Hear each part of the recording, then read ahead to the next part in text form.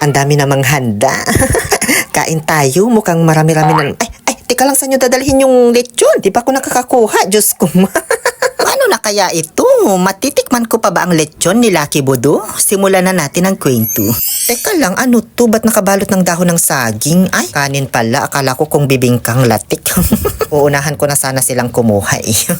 So, andito po kami ngayon sa bahay ng lolo ko sa mother's side. Kasi, hindi man niya birthday, sa katapusan pa August 30. Na-advance lang ng bongga, gawa ngang sakto na nagkasabay umuwi yung dalawang Junakis niya. So, ito yung perfect time para magkasama-sama sila. Kaya ayan, pinagsabay-sabay na lahat ng my birthday ngayong August dito sa pamilya namin. Kung alam ko lang sana sinabay ko na rin dito yung birthday ko nung June.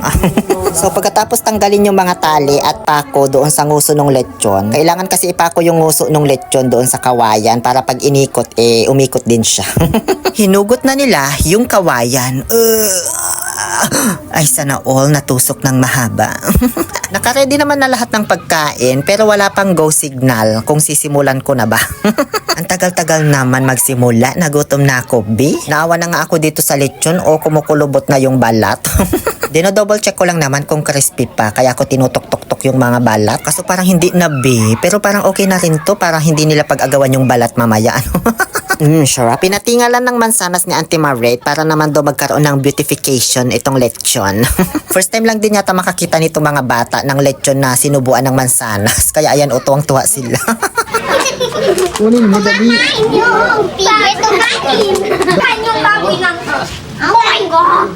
Kunin mo sandali tapos kagatan mo. Kasi hindi naman na niya yan kakainin, masasayang lang.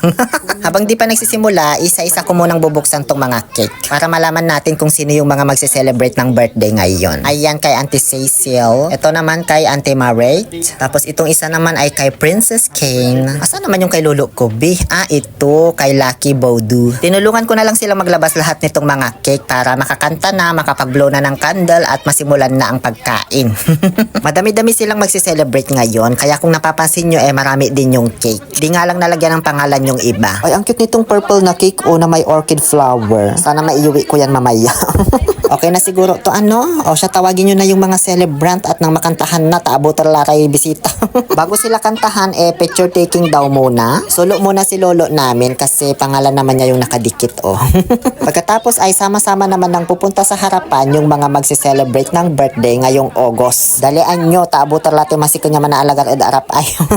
Ayan, nasa 8 po sila lahat na may birthday ngayon. From left to right, si Auntie Cecil, Lucky Bodo, Princess, Auntie Jen, Auntie Maret, Robelyn, Hanilyn, Hanamichi Sakuragi. Yung bata dyan si Ayesha, salimpusa lang. Dalaan nyo na fast forward nyo na yung kanta kasi ang dami ng bisitang nag-aantay dito sa likuran ko. 1, 2, 3, blow the candle. Tapos na lahat mag-blow ng candle. Si Lucky Bodo lang yung hindi kasi hindi siya aware sa mga nangyayari sa paligid. Shoutout nga pala sa ninang ko na content creator din sa Singapore, si Auntie Nida Zen Aquino. Ang bukod tanging ninang ko sa tanang buhay ko.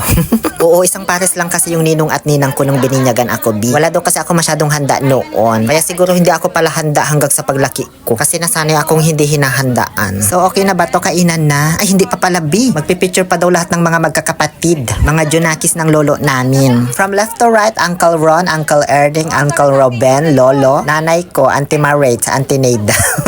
Shout-out na lang lahat. Tapos sunod naman, syempre, kaming lahat ng mga apo. Ang dami namin, diba? Nasa 12 yata kami dyan. Pero kulang pa yan, hindi pa lahat dyan nakakasali. Kasi yung iba wala dito, nasa ibang lugar. Yung isa pala dyan, apo sa tuhod na ni Lolo. Si Sasam. Tapos sunod naman na mga nagpa-picture ay yung mga kapatid niya. Nabuhay pa. So last na ba ito? Meron pa bang kasunod? Nagutom na ako diba? Mama Ingo. Miya ka pa, pichat mo pa may kanayon tayo'd magkinayo. Nauna na akong kumain kasi nahihiya-hiya pa silang magsipunta dito sa harap. Nagulat lang ako kasi bigla mang tinanggal yung lechon nung ako na yung kukuha ba. Hindi, hihiwain daw kasi doon sa loob. Tapos isi-serve dito yung nahiwa-hiwa na. Kasi alangan naman pagkukurutin namin yung lechon dyan, diba? Bali yung dinugoan, lakungga, at igado. Yung mga unang tinira ko dyan. Tapos may chop suey din pala. Parang ang sarap ng pagkakaluto. B, kaya hindi ko rin pinalampas. Pagkatapos kong makakuha ng mga kakainin ko, umalis na ako doon sa event. Nagpunta ako dito sa may likuran na bahay, sa may bahay ng tita ko.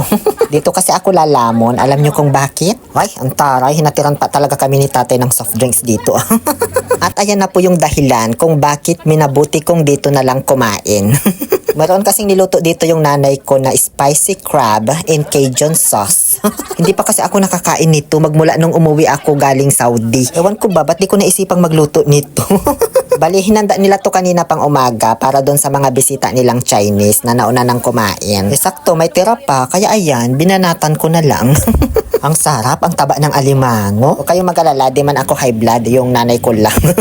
Kaya kahit siya yung nagluto, di man siya kumain, tinikman niya lang. So paano na to? Hindi naman tong mukbang alimango ah.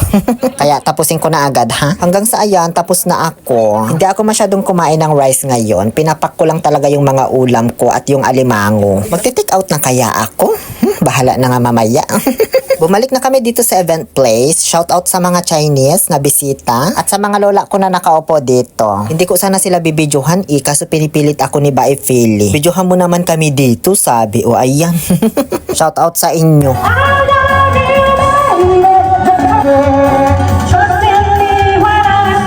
Paborito siguro ng lolo ko yung kanta na yan. Kasi tingnan nyo, oo, biglang napalabas siya sa pintuan ng bahay nila.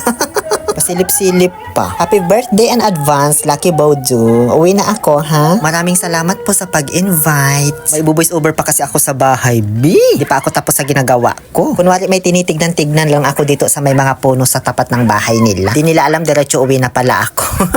Di na ako nag-take out kasi bawing-bawi naman na ako. O, tignan nyo yung chan ko, diba? Tapos lolo kong putog naman yung my birthday. So andun pa yung nanay ko kasi isa siya sa mga nagluto at nag-prepare. Kaya for sure, pag uwi nun mamaya, may dala na rin yun, ano.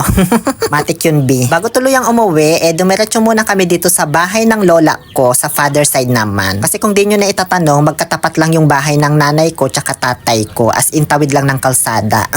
Di tulad sa inyo na yung tatay nyo nakapang-asawa ng taga Bayambang, taga Cavite, Laguna, Batangas, ganon. Kami hindi, B. Kaya tuwing bakasyon namin noon, dito lang. Tawid lang sa kabila kung gustong punta sa mother's side.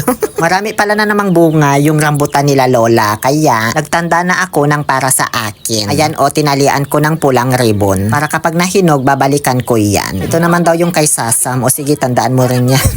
Sobrang dami kasi talaga ng bunga ngayon o lalo na dun sa taas. Yun lamang po. Maraming salamat sa panonood. Muli ito po ang inyong Lonely Pill Oliver Castro na nagsasabing no to toxicity, let's make people happy. Babush.